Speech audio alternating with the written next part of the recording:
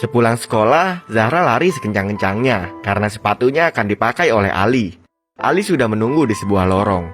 Setelah mereka bergantian sepatu, Ali kemudian lari sekencang-kencangnya agar ia tidak terlambat masuk sekolah. Walaupun kenyataannya, ia tetap terlambat masuk sekolah dan hal itu terjadi beberapa lama. Bahkan pada suatu ketika, sepatu yang dipakai Zahra jatuh ke selokan dan terbawa arus. Zahra pun mengejar sepatu tersebut sampai sepatu itu tersangkut di gorong-gorong. Zahra menangis karena tak bisa mengambil sepatu itu. Tangisan Zahra mengundang simpati seorang pedagang yang ada di dekatnya dan membantu mengambilkannya. Akibat kejadian tersebut membuat Zahra terlambat bertukar sepatu dengan Ali dan membuat Ali marah karena ia terlambat masuk sekolah. Dan benar, Ali terlambat lagi masuk sekolah. Ali juga mendapat teguran dari kepala sekolah. Ketika sedang proses kegiatan belajar mengajar, Pak Guru mengumumkan hasil penilaian dan Ali mendapat peringkat kedua di kelasnya. Walaupun penuh dengan kesederhanaan, tapi Ali merupakan anak yang cerdas dan rajin. Atas prestasinya itu, Ali diberi hadiah oleh Pak Guru, sebuah pulpen yang cukup mahal. Ali kemudian memberikan hadiah itu untuk adiknya. Zahra sangat senang menerima hadiah itu. Pada saat upacara di sekolah, tanpa disengaja Zahra melihat seorang anak perempuan yang memakai sepatunya. Melihat hal itu, Zahra terus mengamati apakah benar itu adalah sepatunya. Pengamatan itu masih berlanjut hingga saat istirahat.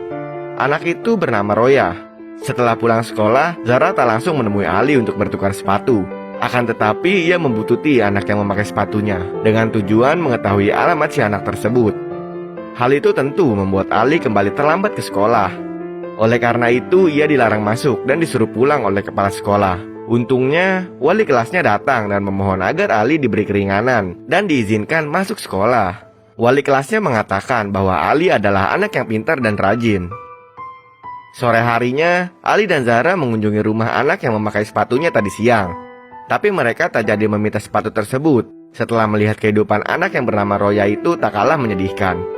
Ayahnya hanyalah seorang pedagang asongan dan mengalami kebutaan, sehingga dalam berdagang harus dituntun oleh Roya. Akhirnya mereka pulang dan mengikhlaskan sepatunya. Sore harinya, saat ayah Ali membantu acara di masjid, ia dipinjamkan peralatan kebersihan dan peralatan untuk berkebun.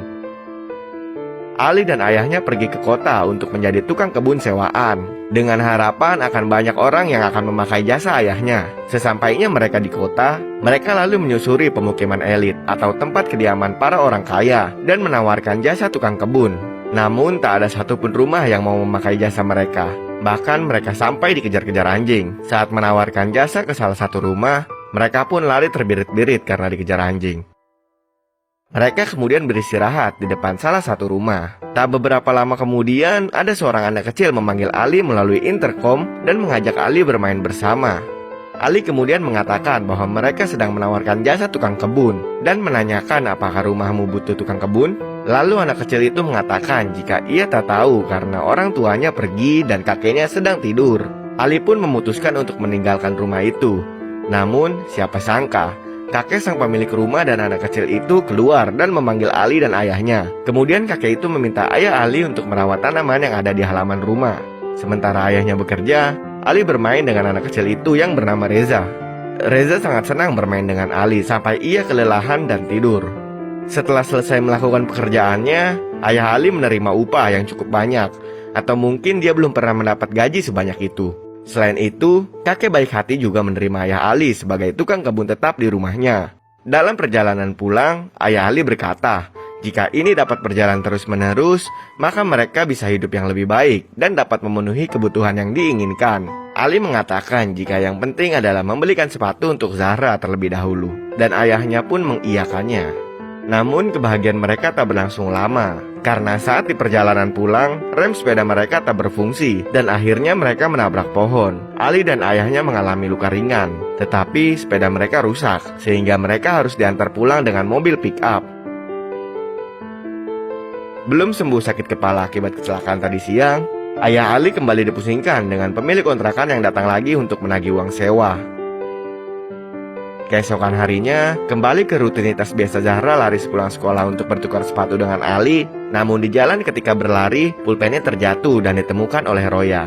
Kemudian di sekolah Ali, ada pengumuman perlombaan lari maraton tingkat provinsi. Ali tidak tertarik dengan hal itu, mengingat kondisi sepatunya yang tidak memungkinkan. Ali kemudian tak mengikuti seleksi lomba lari yang ada di sekolahnya. Roya menemui Zara untuk mengembalikan pulpennya yang jatuh kemarin.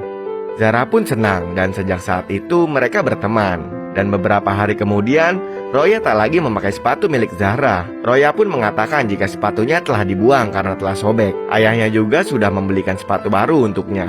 Zara sedih mendengar hal itu, namun ia tak bisa berbuat apa-apa. Selanjutnya di sekolah Ali, Pak Guru olahraga menempelkan hasil seleksi peserta lomba maraton. Di situ juga ditempel pula hadiah apa saja yang didapatkan dalam lomba tersebut. Ada beberapa hadiah yang beragam, dan juara 3-nya mendapatkan sepatu olahraga. Setelah melihat hal itu, Ali langsung tertarik untuk ikut kejuaraan tersebut dengan harapan mendapatkan juara ketiga sehingga dapat memberikan sepatu untuk adiknya. Lalu Ali menemui guru olahraga untuk meminta ikut kejuaraan tersebut. Tapi Pak Guru menolaknya karena seleksi sudah dilaksanakan dan sudah ditentukan peserta yang akan dikirimkan. Ali memohon untuk diikutkan kepada Pak Guru dan berjanji akan lari secepat mungkin dan tak akan mengecewakannya. Bahkan, Ali sampai menangis memohon kepada Pak Guru. Akhirnya, tangisan itu meluluhkan hati Pak Guru dan memberikan Ali kesempatan untuk menunjukkan kemampuannya. Saat diuji coba, Ali berlari begitu cepat sampai mendapatkan hasil yang mencengangkan dan memecahkan rekor di sekolahnya. Berdasarkan hasil uji coba, Ali pun diperbolehkan untuk ikut lomba lari maraton. Beberapa hari kemudian, hari perlombaan lomba maraton digelar. Ali sangat percaya diri walaupun dengan sepatu yang kurang layak. Namun yang dipikirkannya hanya bagaimana bisa meraih juara 3 dan mendapatkan sepatu olahraga yang ia ingin berikan kepada adiknya. Beberapa waktu kemudian perlombaan maraton pun dimulai dan diikuti oleh ribuan orang. Ali langsung melesat menjadi yang terdepan meninggalkan lawan-lawannya. Ali sempat mengurangi kecepatannya karena ia hanya ingin mendapatkan juara ketiga. Tapi kemudian ia disusul oleh beberapa lawannya. Bahkan ia sempat dicurangi oleh lawannya hingga terjatuh. Ia terus bangun dan lari kembali secepat mungkin meninggalkan lawan-lawannya. Sampai akhirnya ia dapat finish di urutan pertama. Semua orang bersorak. Pak Guru dan kepala sekolah sangat senang dan mengeluh-elukan Ali. Puluhan lensa kamera berkali-kali menghadap Ali. Namun demikian ada yang berbeda. Ali tampak tidak bahagia karena ia tak dapat sepatu yang ia inginkan. Sebagai juara 1, ia mendapat hadiah berlibur ke pusat pelatihan atlet nasional selama 2 minggu.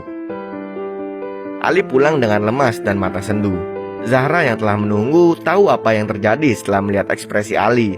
Ali kemudian melepas sepatunya yang rusak mengakibatkan kakinya terluka. Lalu Ali merendam kakinya di kolam ikan yang ada di depan rumah. Seperti kata-kata bijak, siapa yang berusaha dia akan menuai hasilnya. Tanpa disangka, ayahnya baru pulang bekerja. Ia berbelanja dan juga membelikan sepatu untuk Zahra dan juga Ali. Seperti itulah kisah sepasang kakak beradik yang sangat mementingkan pendidikan dalam kehidupan mereka. Dengan berbagai keterbatasan tidak menjadi alasan mereka untuk mengurungkan niatnya tetap bersekolah. Judul film ini adalah Children of Heaven yang menginspirasi banyak orang.